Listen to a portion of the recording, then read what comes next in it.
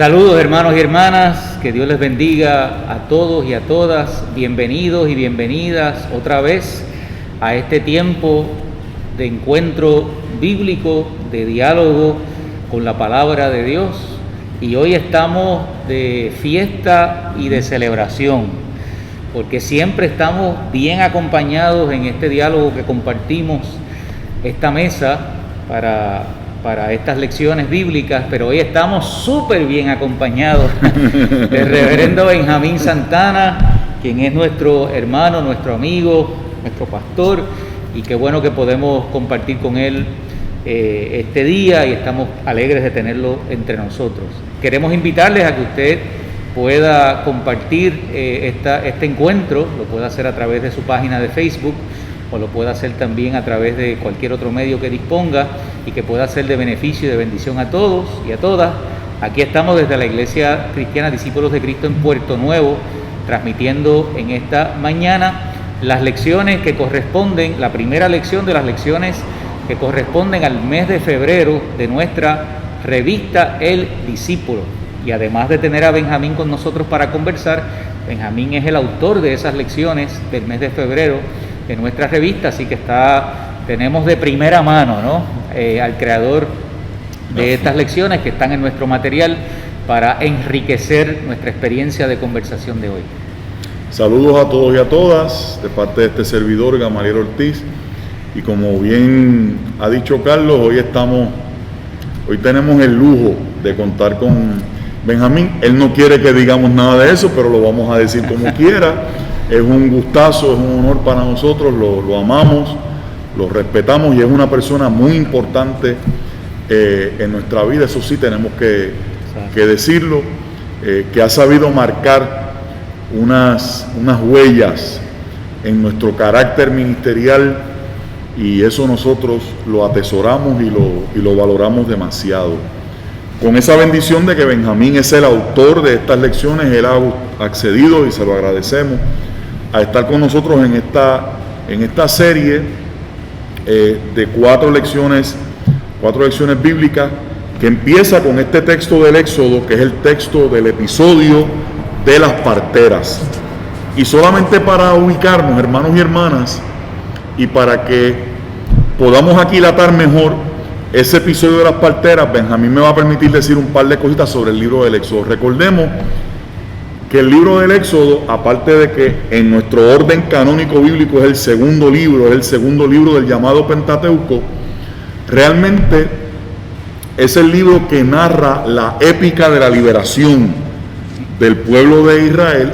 Así que es el libro de la liberación, pero también es el libro que habla de la alianza, del pacto. Es el libro que nos narra los primeros pasos por el desierto. Es el libro que nos narra también, si usted lo lee con algún detenimiento, cómo el pueblo de Israel comenzó a estructurar y a organizar más su vida cúltica, ¿verdad? En ese sentido de su relación con Dios. Y en esa línea, hermanos y hermanas, de que es el libro que narra esa épica de liberación, es el libro que nos presenta a Dios, valga la redundancia, a Dios como liberador. Y esa presentación de Dios como liberador es, por lo menos para mí, es fundamental, sé que para Benjamín y para Carlos también, porque echa por el suelo desde el inicio la idea de un Dios ausente, de un Dios indiferente, de un Dios lejano, y mucho peor, la idea de un Dios neutral.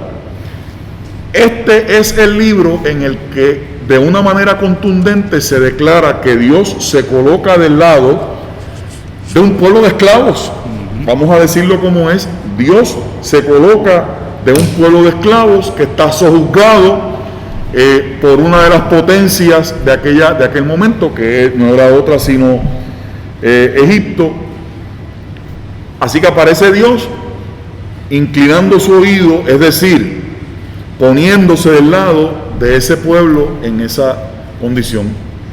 Y de todo eso que narra el Éxodo, además de que los primeros versículos que no están dentro de la lección de hoy nos recuerdan que este mismo pueblo del que va a hablar aquí ahora es el mismo pueblo del que se ha hablado en el Génesis, que esa es la función de esos primeros 6-7 versículos ahí, quiénes fueron los que fueron a Egipto, es para decirnos, miren, estos de los que vamos a hablar ahora son los descendientes de aquellos que llegaron inicialmente a Egipto, tal vez llenos, ¿verdad?, de otras ilusiones y de otras esperanzas, de otros sueños, y que ahora comienza entonces un capítulo nuevo, en este caso un capítulo muy duro, muy hostil, muy amenazante para la supervivencia misma de este pueblo.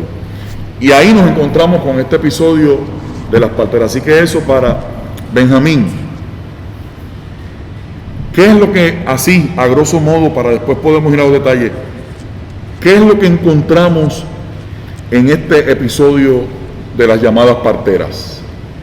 Mira, yo pienso que en el trasfondo de ese episodio está el hecho de cómo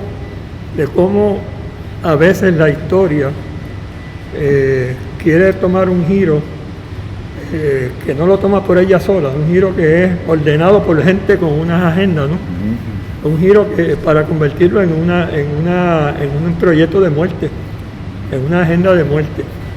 Y dentro de esa agenda de muerte es que, como siempre, se aparece el Dios liberador, ¿no? En los momentos en que hay situaciones límites, por decirlo así, para la vida de un pueblo que está sojuzgado, que está maltratado, que está en el foco de una tarea de exterminio, y en medio de eso el Dios liberador empieza a utilizar unos recursos que a veces no son tan previsibles y que en el texto se nos van apareciendo como la manera tan particular que Dios tiene de entrar en la historia, como tú decías, de alinearse con aquellos que están pasando por ese tipo de situación.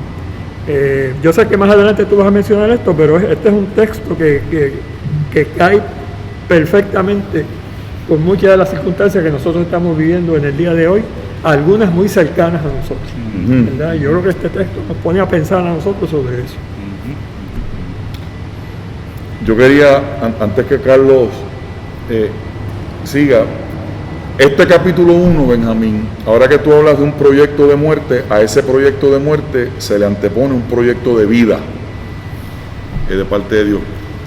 Cuando tú hablas de eso, de los recursos que Dios utiliza, los recursos que tal vez no son los que se esperan,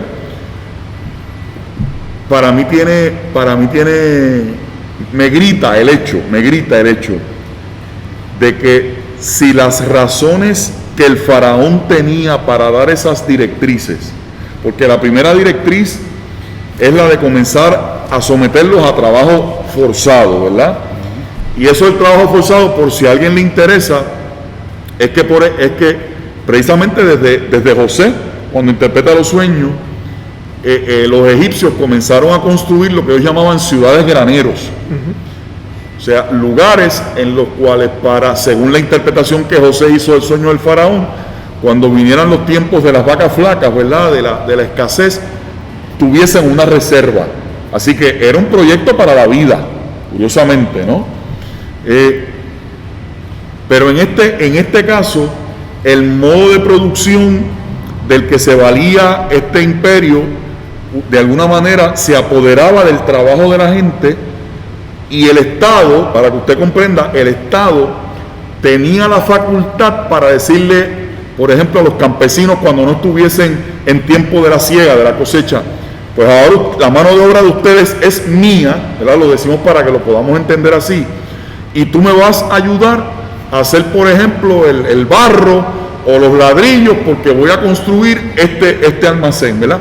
O porque voy a reforzar un dique, ¿verdad? Recuerden que ahí está el río Nilo, o sencillamente porque es una época de grandes construcciones, ¿verdad? Por eso la llamamos construcciones faraónicas, ¿verdad? Cada faraón quería dejar su impronta en la historia. Así que él empieza, Benjamín, por someterlos al trabajo forzado, pero paradójicamente, mientras más lo somete, de repente el texto aparece diciendo que más el pueblo crecía y más se fortalecía. Pero lo que voy es a esto: había una razón política, sociológica. Esta gente está creciendo. ¿verdad? Numéricamente se están haciendo fuertes. Había también una razón, se me ocurre a mí pensar, Benjamín, que había una razón militar. Lo dice el texto.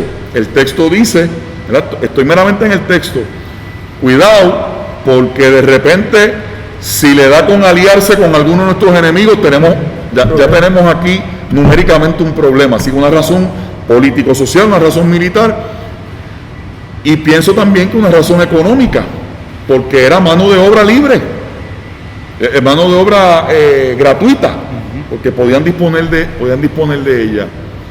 Y uno pensaría, Benjamín, que frente a esas razones tan fuertes, pues Dios utilizaría un ejército. O sea, cuando tú dices los recursos, y miren qué cosa que Dios se le mete en el corazón a estas mujeres, y ahí es que yo quiero que todos tú entres, como con unas razones políticamente tan poderosas. En la primera escena, quienes aparecen aquí no es ni gente armada, ni gente con grandes dotes de poder, eran las mujeres que ayudaban, las comadronas, lo hubiéramos dicho aquí en Puerto Rico, ¿verdad? Que no tenían un título médico, pero que ayudaban en el parto. A mí me parece muy poderoso el hecho de que precisamente Dios se vale muchas veces de los recursos que no parecen tener mucho brillo o mucha fuerza, pero en esos recursos Dios pone la capacidad para gestar otros movimientos que sí son movimientos que generan otras cosas a su vez, y podrías comentarnos algo sobre eso. Yo quería añadir a lo que estás diciendo también, que en el texto uno ve unas fuerzas en tensión. Por un lado están los gobernantes que quieren pasar a la historia de la memoria colectiva del pueblo como los constructores de grandes obras, algo que nos resulta bastante familiar a nosotros en el día de hoy, ¿verdad? Claro. O sea, las grandes obras de los gobernantes, pero está enfrentado a las obras grandes de Dios.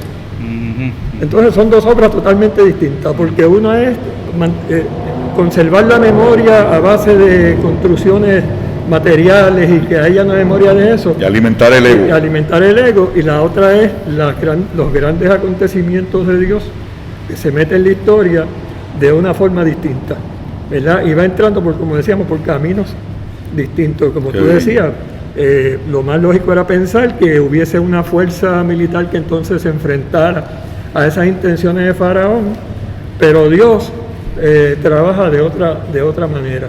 Y entonces utiliza recursos que era inimaginable pensar, que era la gente que a fin de cuentas iban a hacer la diferencia en la preservación de la vida de ese pueblo, específicamente los varones que nacían, ¿no? Y en eso es que Dios comienza a hacer esa tan particular intervención en la vida de ese pueblo. Algo que Faraón no podía imaginar. Cuando uno mira eso al día de hoy, uno se da cuenta que todavía estamos viviendo en medio de esa tensión. La tensión de los gobernantes que quieren pasar a la historia con las grandes obras. Una de las cosas que, sin matizarlo con colores, ¿verdad? Pero una de las cosas que uno escucha, inclusive en el contexto nuestro, cuando salen algunos gobernantes o líderes y la gente dice, bueno, pero hizo mucha obra. Pero la obra se refiere a construcciones materiales, pero obra en términos de desarrollo humano, de convivencia, de desarrollo de las comunidades, de oportunidades de crecimiento cultural y, tú sabes, para la gente. De acortar la brecha de la desigualdad social, por ejemplo. O sea, esa obra no está presente porque evidentemente el factor ese del Dios presente está fuera de esa ecuación para muchos. De cosas que puedan permanecer, ¿no? Y puedan trascender los tiempos, ¿verdad? Y que sean significativas para la gente. Yo quería seguir en la conversación que estamos, ¿verdad? Ese punto que ahorita Gamaliel mencionó, cómo el texto bíblico afirma que a mayor opresión, ¿verdad? A mayor insistencia, ¿verdad? En esa carga, mayor era el crecimiento, ¿verdad? Y el desarrollo del pueblo. Y me hace pensar eso en el tema de la resiliencia, ¿verdad? De cómo, y no solamente es una imagen que vemos en el texto de Éxodo, sino que es algo que se repite también en otros contextos sociales, en otras historias de pueblo que uno ha sabido, que han sido pueblos que han sufrido mucho, ¿verdad?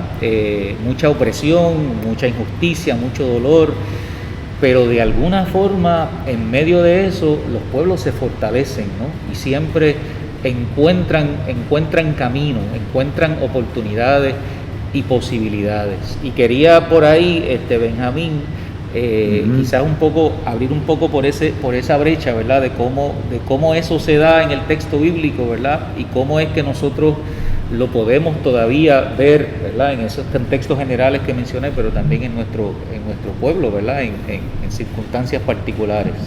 Sí, cuando hay fuerzas o poderes que curiosamente, siendo fuerzas o poderes aparentemente, ¿verdad? Con un arraigo grande, sin embargo, detrás de todo eso hay el temor de cómo hay otros elementos que van creciendo, que se van infiltrando en la vida del pueblo, como es el crecimiento de todas estas personas, ¿no? Y cómo eso amenaza un proyecto de dominio, claro, que es lo que está en el fondo, ¿no? Claro. Un proyecto de dominio que está amenazado porque en cierta manera el ver crecer a ese pueblo lo que significa es que se puede desmontar ese proyecto de dominio, ¿verdad? Que se puede cambiar por un proyecto que sea mucho más justo, ¿verdad? Un proyecto de libertad y obviamente las fuerzas que siempre quieren tener dominio pues van a hacer todo lo posible porque eso no se dé. Pero la historia nos enseñaba a nosotros, yo pienso, como tú dices, de muchos pueblos que han desarrollado ese elemento de resiliencia frente a todo eso, ¿verdad? Curiosamente, sin tener que utilizar en muchas ocasiones las armas que los poderosos piensan que son las que le pueden hacer frente, porque yo creo que en esos proyectos de resiliencia lo que está es ese empeño de todos los días seguir afirmando la vida, seguir afirmando las posibilidades de la vida, aún en un escenario de muerte, un escenario que parece de exterminio, que es lo que pasa con este pueblo. Y cuando Faraón, y como tú decías, Gamaliel, cuando Faraón se da cuenta que la primera estrategia no le funciona, ¿verdad? Yo pienso que es una estrategia curiosa, ¿verdad? Cuando sale de esa estrategia y pasa a la estrategia del exterminio de los varones, ¿verdad?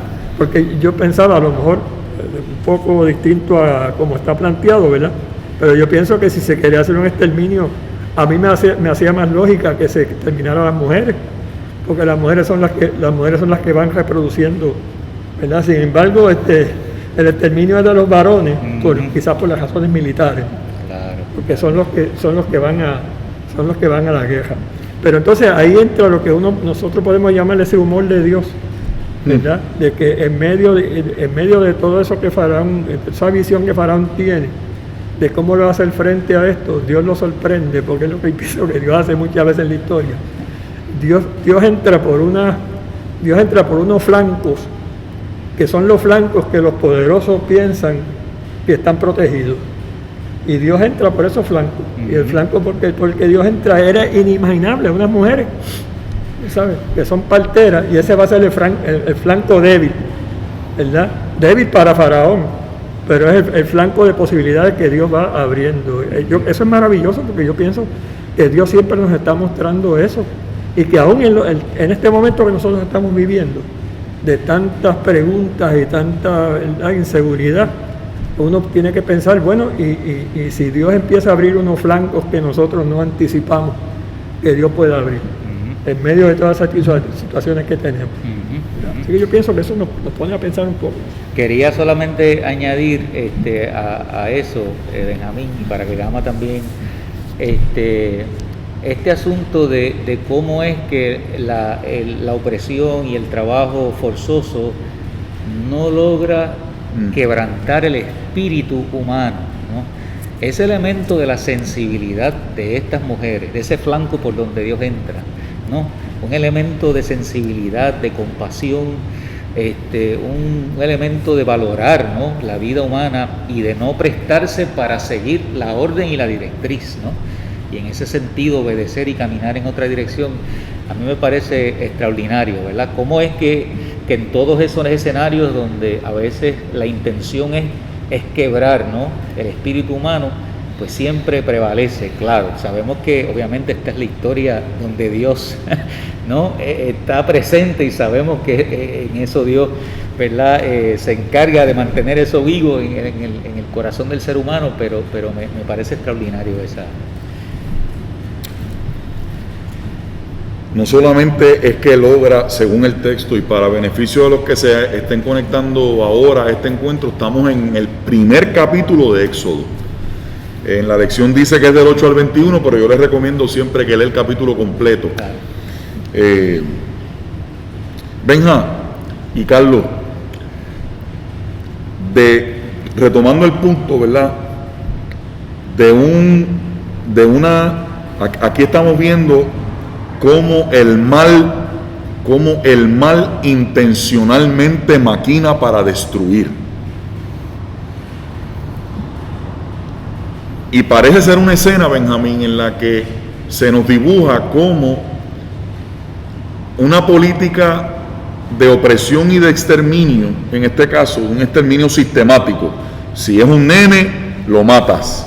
Si es una nena, la dejas vivir. A lo mejor pensado también, si después se juntaban con los egipcios y le daban más niñitos egipcios, ¿verdad? Porque sabemos también que en esas políticas de dominación las mujeres pueden jugar ese papel también, ¿verdad?, de ser objetos sexuales del amo. Venga, pero este asunto de cómo los creyentes y las creyentes tenemos que abrir nuestros ojos, porque este texto nos demuestra que el que se embriaga de poder y ese poder se convierte en su brújula de vida, en su factor normativo, el mal no tiene freno. De repente aquí nos encontramos con una escena en la que el mal no frena, continúa una avanzada de muerte. Y frente a eso, Benjamín, se opone este Dios que no solamente entonces en un principio le da un espíritu, redobla la fortaleza del espíritu del pueblo. Por eso yo creo que el texto dice que no empecé lo que ocurría, seguían creciendo. Y cuando el faraón cambia la estrategia, Dios también entonces busca otros recursos. Y yo creo un poco, Benjamín, que en términos pastorales le podemos decir a la gente, para entonces trabajar otro punto, que allí donde las circunstancias siguen haciendo el panorama más adverso, más complicado, Dios también tiene la capacidad de buscar nuevas salidas y nuevos recursos. Pero yo quisiera, Benjamín, que nosotros habláramos también de la decisión ética de estas mujeres, porque yo creo que eso está en el meollo de la lección que tú mismo has escrito, ¿verdad? O sea, la autoridad máxima ha dado una orden. Ha dicho, si es varón, lo tienes que matar. Si es una nena, la dejas vivir. Y yo quisiera que habláramos de eso, Benjamín. ¿Cuál es la coyuntura ética en la que se encuentran estas mujeres? Para poderlo también engranar entonces mejor, quizás también es importante decir que una pista importante que el texto también nos da a nosotros es que este elemento del poder, de los poderosos, que siempre quieren atraer hacia sí toda la fuerza y todas las posibilidades. Absolutizarlo todo alrededor de sí mismo. Pero a la misma vez entonces van creando una marginalidad. A los márgenes, ¿no? Los que se van quedando a los márgenes, que no pueden acceder a eso. Pero es una pista importante porque lo que nos presenta a nosotros es de dónde es que Dios parte. Dios parte del centro o parte de los márgenes. Entonces empezamos a ver un Dios que rompe todos los esquemas, porque todo el mundo pensaría que Dios se mueve desde el centro. Y entonces aquí Dios no se mueve desde el centro. Dios se mueve desde los márgenes. Y los márgenes son las parteras. Y los márgenes son toda la gente que está No te quiero esa es la historia de la Navidad. Exacto. Están puestos a la orilla. Claro que sí. Tú sabes. Claro que sí. Y entonces, yo creo que es una pista importante. Sí, señor. Porque entonces Sin Dios duda, se le presenta a sin duda. esta gente que está en los márgenes y lo que le está diciendo, no, el proyecto de salvación no se da desde el centro. El proyecto de salvación se da con los que están caminando por los márgenes. Que refuerza también la idea de dónde es que Dios, de qué lado es que Dios se pone. Pues, Claro. pues, seguro. Y como tú dices, la historia de Navidad, la historia de después en Jesús, la historia de Jesús que viene caminando dentro de la tempestad y todo esto, Dios siempre viene caminando desde los márgenes, ¿no? Entonces ahí es donde entra esta situación de las parteras, que se dan cuenta o de alguna manera se les revela a sus vidas que los márgenes no están vacíos, que en los márgenes no está la falta de provisión, que en los márgenes, por eso el elemento tan importante del desierto también en toda esta historia, ¿no? Que es margen también, ahí es donde Dios se mueve, tú sabes, y se encuentran con un Dios entonces que obviamente las pone en una situación que no es fácil, porque el reclamo que le hace es o atender el proyecto de la vida, de sostener la vida, pero sostener la vida vis a vis con el peligro de enfrentarse al faraón, ¿verdad? Y entonces ahí se muestra otro elemento que el texto bíblico es riquísimo en eso, ¿no? De cómo Dios va agudizando la mente y los recursos de las personas para enfrentar esos desafíos. A las parteras les agudiza de tal manera que en una forma casi hasta con cierto humor, las respuestas que ellas dan tienen hasta cierto humor, ¿no? Es que las mujeres israelitas son tan robustas, ¿verdad? Que cuando antes de nosotros llegar ya han parido. Ya han parido, pero interesante. Que lo han cogido de bobo con esa explicación. Seguro. Claro. Que lo demuestra que el poderoso a veces es más tonto que, Ajá. ¿sabes? Y Siempre hay un flanco débil. Exacto, el flanco débil. Y lo otro es que interesante que esa mención que se hace de las mujeres israelitas como robustas, otra implicación que tenía ese término era que son como animales, ¿verdad? Como los animales que paren sin mucha intervención, ¿no? Pero yo creo interesante, pienso que a lo mejor estoy estirando mucho la cosa, pero pienso que las parteras, esa mención que hacen es intencional, porque para la lógica de Faraón, las mujeres israelitas son como animales, tú sabes, no son personas.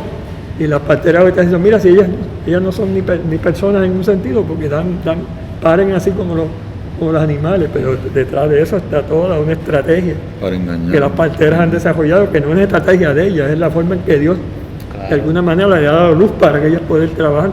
A mí me fascina esto, porque me parece que en situaciones límites, ese Dios que viene de los márgenes nos da a nosotros, nos da la palabra, nos da el discernimiento, nos da las maneras, nos da las estrategias para tener que enfrentar fuerzas que de otra manera no podríamos enfrentar.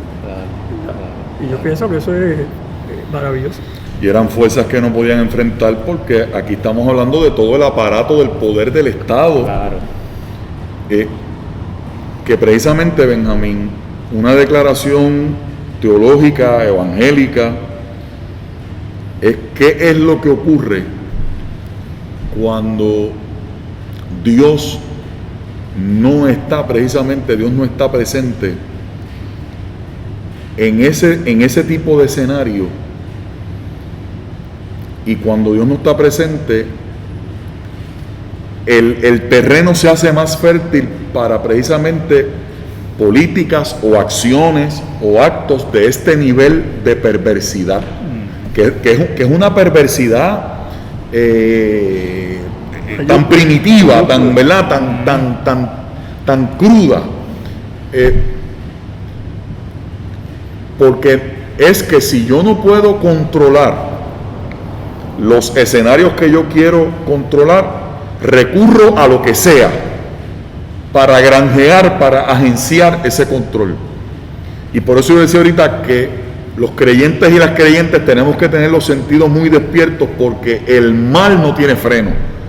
El mal no sabe frenar.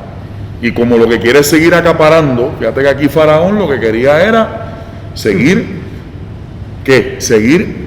cimentando ese poder. Es lo mismo del Herodes, volvemos a lo de la historia de la Navidad, ¿verdad? Un asunto de la preservación de ese instinto tan primitivo y tan burdo de la preservación del poder por el poder mismo. Esas parteras, Benjamín,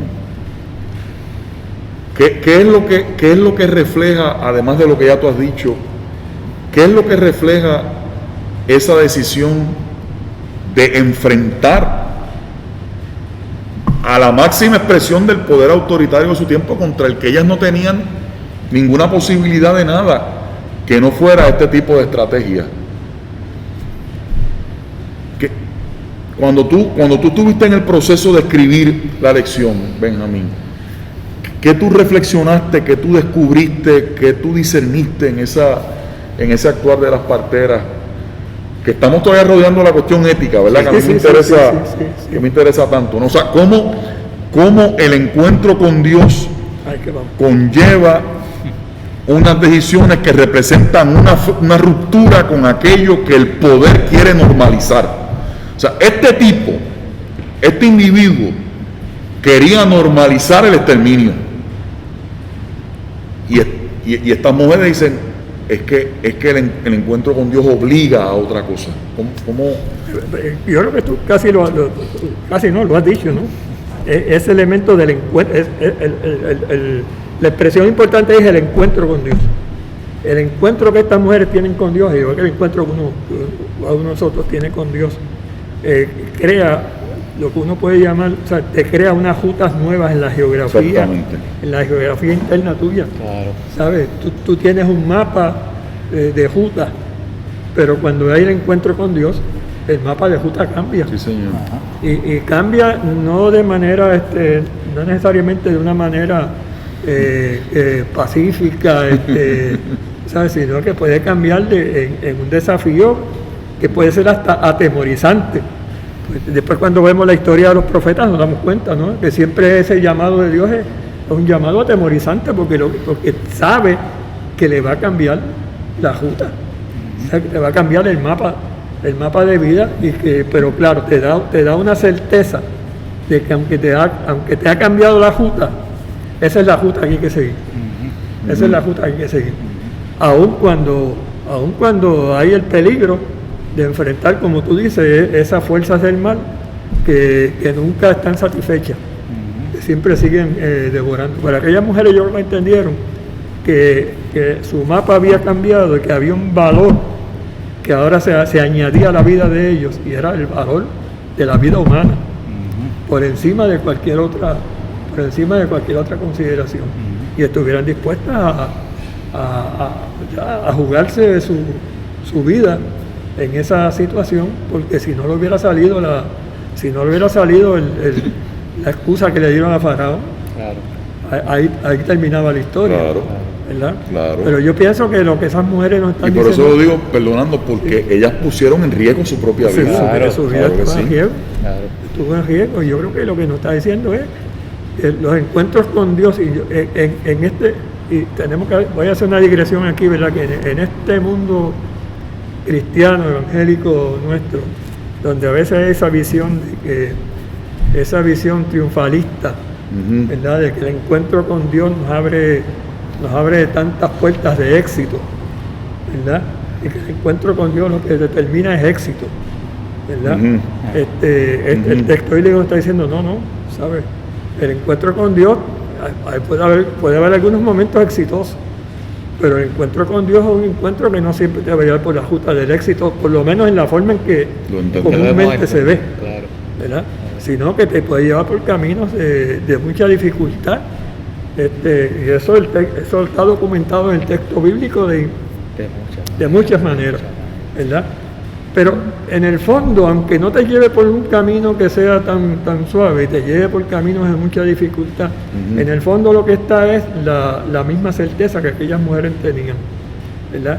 Que caminar con Dios, aunque el camino sea pedregoso, aunque haya mucha dificultad, es el único camino que te garantiza que vas a llegar a un lugar donde la vida tiene sentido. ¿Sabes? Yo creo que ese es uno de los grandes lecciones que nos dejan estas mujeres. La vida de ellas adquirió un sentido grandísimo. El texto nos dice que Dios las bendijo de muchas maneras luego, ¿verdad? Pero la bendición vino después de jugarse el pellejo, como dice uno. La bendición vino luego. Yo creo que eso es interesante para nosotros. Me parece fascinante. A mí me recuerda al texto aquel de Deuteronomio que decía que he puesto delante de ustedes la vida, ¿verdad? Y la muerte, el bien y el mal. No, ese dilema ético que tú planteabas ahorita, que siempre está puesto delante de nosotros. Y me parece también que el texto también resalta cómo eso se da en una dimensión tan cotidiana, tan pequeña o marginal como ahorita mencionábamos, como en la decisión de unas mujeres que diariamente se dedicaban a eso, ¿no?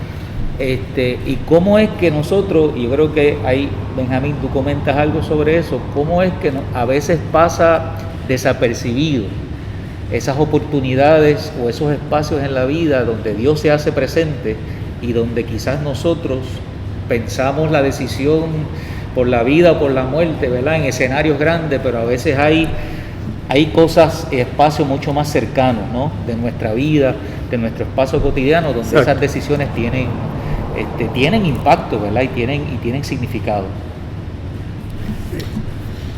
Benja, y en esta parte final, aunque ya en este diálogo hemos hecho puentes, ¿verdad?, con nuestra situación, pero hay algo que decir entonces, Benjamín, acerca de cómo en nuestros contextos más contemporáneos no necesariamente son las parteras, pero cómo hay personas, grupos sociales, grupos comunitarios, gente que trabaja a favor de la reivindicación de la vida y de los derechos precisamente de la gente que está en situaciones como este pueblo inmigrante que se le pretendió esclavizar y que se le pretendió exterminar también bajo un ordenamiento legal, porque el faraón era la figura que legitimaba legalmente todo aquello. Pues entonces también en esta época nosotros nos enfrentamos precisamente a la disyuntiva de cuáles son esos espacios en los que bendecido y canonizado la inequidad y la injusticia para algunos grupos por los estatutos legales. Hay gente que se enfrenta a esos estatutos porque han entendido que en este caso el estar a favor de la vida, tal vez no lo hacen desde la fe, pero quienes lo hacemos desde la fe, pero para mí como quiera ahí está Dios, porque Dios está donde quiera que haya un proceso de vindicación de la vida y de restauración de la justicia. Pero en este caso, Benjamín, ¿cómo precisamente nosotros nos encontramos en la época presente con seres humanos que están dispuestos a arriesgar cosas, arriesgar su propia vida, arriesgar sus espacios de confort, quiero decir, sus espacios de comodidad, porque han entendido que hay unos reclamos éticos que están por encima de esa legalidad? Pienso, por ejemplo, Benjamín, nosotros que estamos en una época en que la mentalidad que hay del poder es, por ejemplo, por mencionar un ejemplo, seguir quitándole derechos a los trabajadores. Se pone como un estatuto legal, pero sabemos que eso lo que hace, como ocurre aquí con las parteras, precisamente hay gente que está defendiendo la vida de esa gente que queda vulnerada. Y yo sé que hay muchísimos otros escenarios en nuestro país, en nuestro mundo. Y yo quisiera una palabra tuya con respecto a eso, utilizando precisamente como base lo que ocurre aquí. Pero tú mencionaste algo que es lo que yo quiero enfatizar entonces. Primero, el texto no nos dice si las parteras eran egipcias o eran israelitas, no sabemos, ¿verdad? Así que posiblemente no pertenecían a ningún círculo religioso, por decirlo de esa manera, ¿verdad? Sin embargo, en ese encuentro con Dios cambia todo su proceso de vida, ¿no? Si lo traemos a lo que tú estás diciendo ahora, pues yo lo más que puedo hacer es volver a reafirmar lo que tú estás diciendo. Claro, ahora también, además de todos esos grupos, hablando nosotros como pastores, ¿verdad? Como gente que hemos desarrollado una parte de nuestra vida en el ámbito de la vida de la iglesia.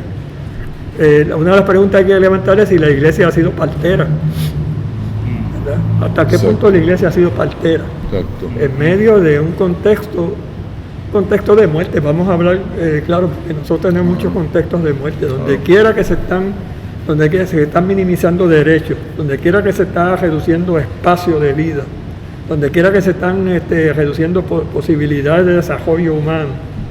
En todos esos espacios son escenarios de muerte que no tienen otra razón que no sea la enfermedad del poder, ¿no? De tener siempre un dominio sobre la vida de la gente. Entonces, yo creo que en ese sentido la iglesia tiene que pensar hasta qué punto ha sido partera en esto. Si tiene que empezar a bregar un poquito más como las parteras, ¿no? Empezar a trabajar en un ambiente donde se afirme más las dimensiones de la vida, tú sabes, y que cuando se habla de proyectos, de proyectos grandes, se habla de proyectos de vida, ¿sabes? Que en las comunidades nuestras, como tú bien has dicho, no necesariamente tienen que ser gente de iglesia o inclusive gente creyente, pero si Dios está presente en ese proceso, pues también se convierten en las parteras. Así que yo creo que las parteras hoy son una metáfora de reivindicación. Las parteras hoy son una metáfora de búsqueda de espacios de justicia. Las parteras hoy son una metáfora de búsqueda de espacios de libertad, de espacios de desarrollo humano, ¿verdad? Y de ponerse del lado de eso. Y de ponerse del lado de los que están ya casi a caer en esa agenda de muerte. O sea, vuelve a repetir la pregunta que me gustó, que si la iglesia qué. Si la iglesia realmente hoy ha sido o quiere ser partera, ¿no? Me gusta la Porque pregunta. hay muchos espacios donde la iglesia puede ser partera, Claro que sí. asegurar la vida. Me parece extraordinario esa forma de cerrar y concluir este encuentro. Y vamos a seguir conversando con Benjamín. Hay más. Hay más en los próximos encuentros. Así que les agradecemos, hermanos y hermanas, su acompañamiento, su sintonía con nosotros. Y esperamos que esta palabra pues sea alimento para su espíritu, pero sobre todo que sea fuerza para su vida, ¿no? Para su vida. Así que muchas bendiciones y gracias por acompañarnos. Muchas bendiciones para todos y recuerde que el Dios en el que hemos creído es el Dios que siempre tiene la capacidad para levantar recursos en medio de los cuadros más adversos, más amenazantes y más difíciles de nuestra vida. Bendiciones para todos y para todas. Benja, gracias. Gracias. Gracias a ustedes. Que Dios les bendiga, hermanos y hermanas.